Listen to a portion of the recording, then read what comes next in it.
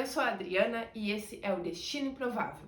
Hoje eu vou te contar 7 documentos que você precisa ter para passar na imigração de qualquer país. Então, fica comigo até o final desse vídeo e não esquece de se inscrever no canal e ativar o sininho de notificações para receber os nossos próximos vídeos.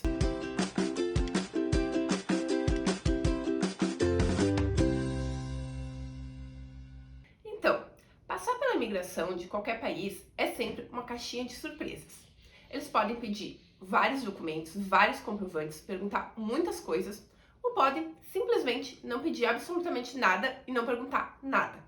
Por via das dúvidas, é importante ter sempre em mão os comprovantes que mostram que você planejou a sua viagem, que você pretende voltar para o seu país, que você não vai ficar morando no país que você está entrando.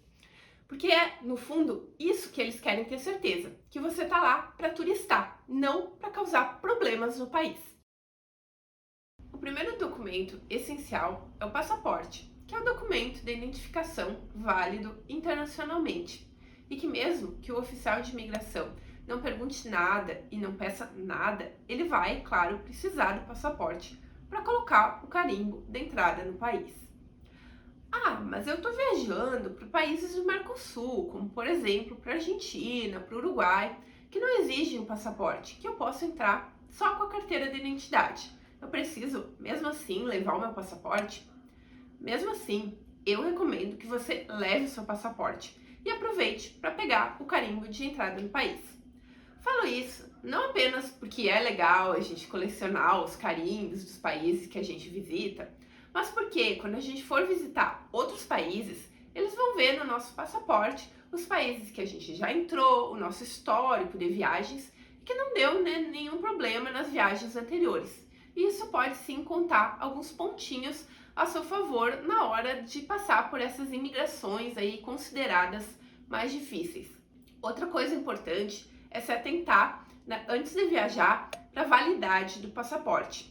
Normalmente, passaportes emitidos no Brasil, eles têm uma validade de 10 anos. E quando está para vencer, a gente precisa solicitar outro.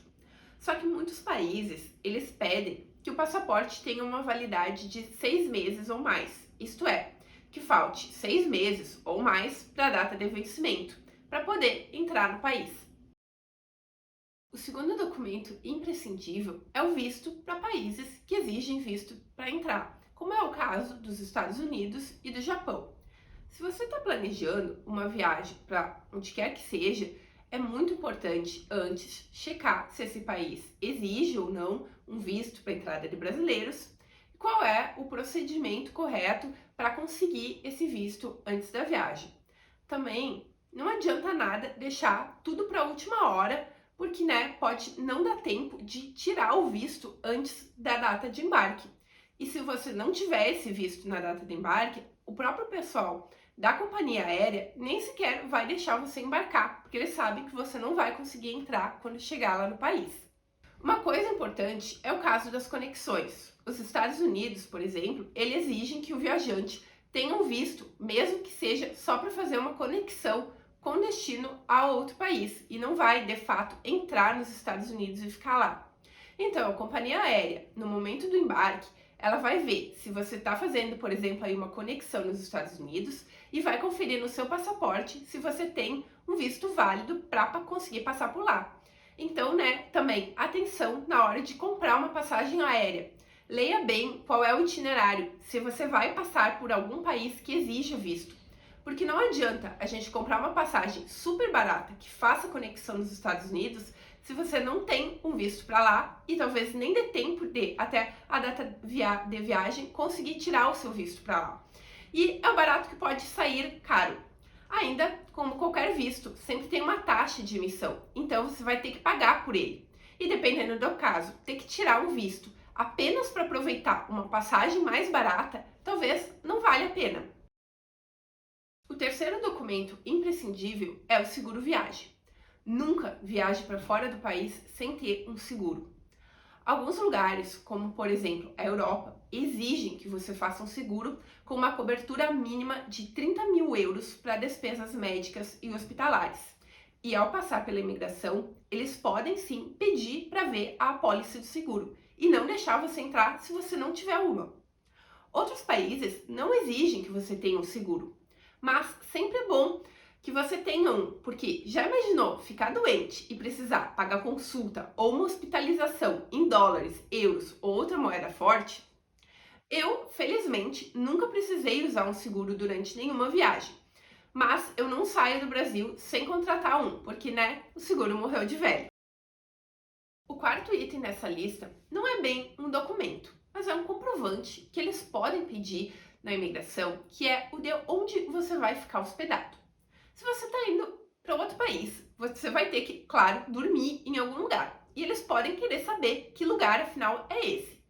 Os sites de reserva de hotéis e de hostel sempre enviam um e-mail de confirmação da sua reserva com os dados certinhos do local, o nome, o endereço do hotel. Então é legal imprimir esse e-mail e levar com você, ou pelo menos, né, fazer um print dele e levar.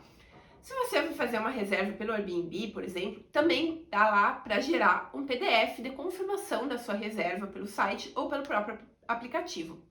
Se você vai ficar na casa de alguém, é importante ter uma carta assinada pela pessoa dizendo que você vai ficar hospedado lá e também, né, dando alguns dados, como por exemplo o telefone dessa pessoa, quem essa pessoa é, porque eles podem pedir de repente para falar com ela, eles podem querer ligar para essa pessoa para confirmar se você realmente está sendo esperado e vai ficar hospedado lá. Além desse comprovante, é importante levar anotado o endereço do hotel, do hostel ou da casa onde você vai ficar, porque tem muitos países que solicitam que você preencha um formulário com os seus dados ao entrar no país, e é comum eles pedirem nesse formulário o endereço de onde você vai ficar hospedado. E lembrando também que muitas vezes os próprios comissários distribuem esse formulário durante o voo e já dão, né, para irem preenchendo. Então sempre é bom você ter ali uma caneta para preencher esse formulário no próprio voo. Outro documento que eles podem pedir é a sua passagem de volta, ou pelo menos uma passagem de saída do país, pois esse é um indicativo forte de que você pretende sim deixar o país onde você está entrando na data que você diz que vai deixar aquele país e não pretende ficar lá ilegalmente. Nenhuma imigração nunca me pediu para ver minha passagem de volta, mas uma vez que eu fui para a Europa e tinha comprado a ida e a volta separadas de companhias aéreas diferentes, quando eu estava fazendo o check-in de ida, a funcionária da companhia me perguntou se eu tinha passagem de volta e pediu para ver ela. Não é bem um documento, mas é super importante você conseguir provar que você tem meios para se sustentar no país em que você está entrando pelo período que você diz que vai ficar lá. Então, eles podem perguntar e até mesmo pedir para ver se você tem dinheiro e cartões de crédito. Eles podem fazer isso porque, obviamente, eles não querem deixar alguém que não vai ter como pagar pelas suas próprias despesas no país e pode acabar dando problema para eles. Então, sempre é bom levar um pouco de dinheiro em espécie, na moeda do país ou pelo menos em dólares, e algum cartão de crédito ou até mais de um. Nunca me pediram para ver o meu dinheiro e os meus cartões numa imigração, mas eu já vi naqueles programas de aeroporto pedirem e deportarem a pessoa porque ela não tinha nenhum cartão e tinha uma quantidade de dinheiro muito baixa, insuficiente para ficar o número de dias que pretendia no país. Agora, nesse nosso novo normal, a maior parte dos países estão, claro, pedindo o comprovante de vacinação contra a Covid-19. É aquele comprovante gerado lá pelo aplicativo do Conect SUS, que inclusive pode ser gerado em inglês ou espanhol, e que a gente tem que, né, imprimir e levar conosco na viagem. Alguns países, como a Bolívia e a Tailândia, eles pedem também que a pessoa se vacine contra a febre amarela e apresente o certificado internacional de vacinação. Então, também é importante se informar sobre essa exigência para o país que você está indo. Essa vacina da febre amarela é gratuita no SUS e quando eu fui para a Bolívia, que exigia a vacina, não me pediram um comprovante, mas eu tinha lá comigo. Por via das dúvidas, você já pode fazer, emitir o seu certificado e levar sempre com você em qualquer viagem. Eu vou deixar no box da descrição do vídeo um link com uma lista de países que exigem essa vacina da febre amarela, mas essa lista é da Anvisa e ela foi atualizada lá em 2020. Então, sempre é bom buscar uma informação mais atualizada pois algo pode mudar. Lá, nessa lista, vocês vão ver também que é uma quantidade bem grande de países que pedem a vacina da febre amarela. Eu vou deixar também um link que explica como solicitar o certificado internacional de vacinação pela internet. É bem simples.